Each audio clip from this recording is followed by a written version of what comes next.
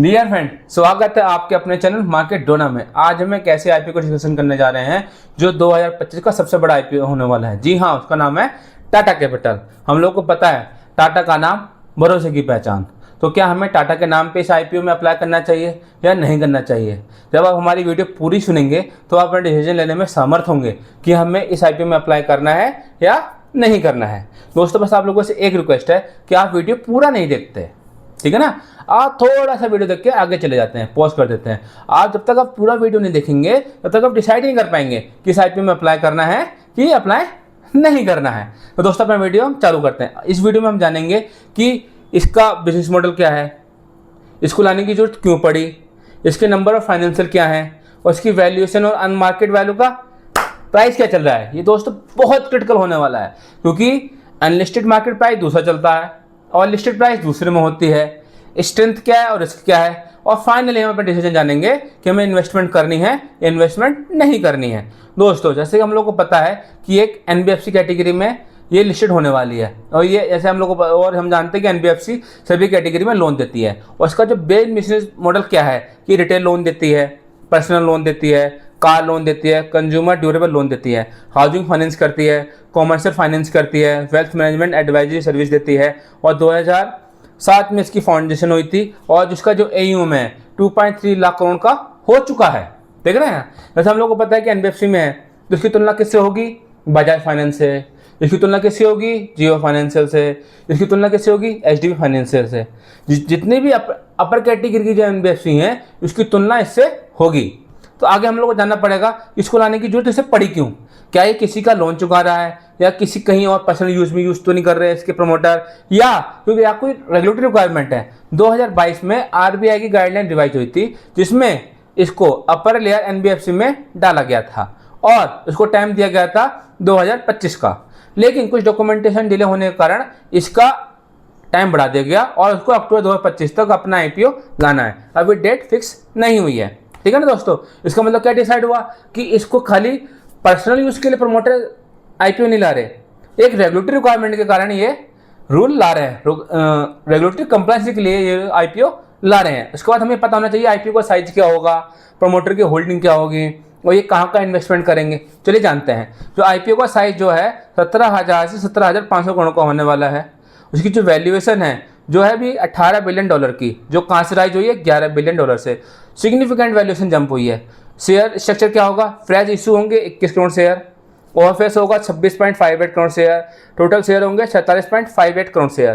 Promoter selling कितनी करेंगे? टाटा सन करेगी 23 करोड़ शेयर, आईएफसी करेगी 3.58 करोड़ शेयर। प्रमोटर होल्डिंग कितनी होगी? 88.6 और आईएफसी कितनी होगी? 1.8%। मतलब कि प्रमोटर होल्डिंग थोड़ी सी कम होगी। और फंड का उपयोग कहाँ किया जाएगा? फंड का उपयोग किया जाएगा टीयर 1 कैपिटल को ग्रोथ देने के लिए, और दूसरा फंड का उपयोग किया जाएगा लैंडिंग को ग्रोथ देने के लिए। और खाली ये डोमेस्टिक नहीं होने वाला, ये बाहर भी इसका एक्सपोजर देंगे। क्यों? क्योंकि उन्होंने रोड शो किया है। कहाँ का रोड शो किया है? उन्होंने रोड शो किया हांगकांग में, सिंगापुर में, कनाडा में और उसके बाद आपका लंदन में। तो मतलब कि इसका विदेश का भी एक्सपोजर होने वाला है। उसके बाद हम लोग को जानना पड़ेगा कि इसका कितना रिजल्ट आया है, क्वार्टर 1 का रिजल्ट क्या आया है। तो उसका 2026 क्वार्टर 1 का जो रिजल्ट आया है वो आया है 1041 करोड़। कितना था उसका? पहले कितना था? 472 करोड़ 2025 के क्वार्टर 1 का जो रिजल्ट था। और जो टोटल इनकम कितनी है इस वक्त? 7,692 करोड़। जो लास्ट ईयर कितनी थी? 6,557 करोड़। और जो लोन बुक है वो भी बहुत अच्छी तरीके से ग्रोथ हुई है, 32% के CAGR से ग्रोथ हुई है। मतलब कि 2023 में इसकी ग्रोथ कितनी थी? 10,400 करोड़, जो 2025 में कितनी हो गई है? 18,000 करोड़ की ग्रोथ हो चुकी है। तो दोस्तों, हम देख रहे हैं कि इसकी क्वार्टर 1 का रिजल्ट भी अच्छा आया है और इसकी लोन बुक भी अच्छी तरीके से ग्रोथ हुई है और टोटल इनकम भी बहुत अच्छी तरीके से ग्रोथ हुई है। तो उसके बाद हम लोग को ये भी जानना चाहिए कि इसका अनलिस्टेड मार्केट का प्राइस क्या है। ये बहुत इंपॉर्टेंट पॉइंट है जो हमें कवर करना चाहिए किसी भी आईपीओ को लेने से पहले। क्यों? क्या होता है कि अनलिस्टेड प्राइस दूसरा होता है और रियल प्राइस आईपीओ की दूसरी होती है, जिससे क्या होता है कि कुछ लोग तो फंस जाते हैं, कुछ लोग तो इसमें प्रॉफिट कमा लेते हैं। तो जो अनलिस्टेड शेयर प्राइस था जो 2025 में था 1125 रुपये था, जो अब कितना हो गया? 785 रुपये। आपने देखा कितने परसेंट कट गया? 30%। मैं सही बोला था ना, 30% का रिडक्शन हो चुका है। आप चेक कर सकते हैं मार्केट में जाके। और इसका पीछे रीजन क्या है? रीजन ड्रॉप क्यों हुआ? सबसे पहला रीजन था लो लिक्विडिटी कारण, वीक एचडीबी फाइनेंशियल सर्विस का रिजल्ट आया, सेंटिमेंट मिली है। वैल्यूएशन कंसर्न, जो टाटा कैपिटल का जो पीवी वैल्यू चल रही है 8.5 है, जो फाइनेंस बजाज फाइनेंस की कितनी है 6 है। हम लोगों को पता है कि मार्केट आजकल वैल्यूएशन पे बहुत अच्छे तरीके से रिएक्शन देता है। दूसरा क्या है, fear of dilution from recent right issue और वीक फाइनेंशियल सेक्टर स्टॉक। कुछ समय से फाइनेंस सेक्टर स्टॉक अच्छा परफॉर्म नहीं कर रहे हैं और जो एक्सपेक्टेड प्राइस है वो 350 से लेकर 380 रुपये के प्राइस बैंड में होने वाली है। दोस्तों ये अभी भी है ना अनलिस्टेड मार्केट प्राइस से कम है जो इस वक्त हुआ है।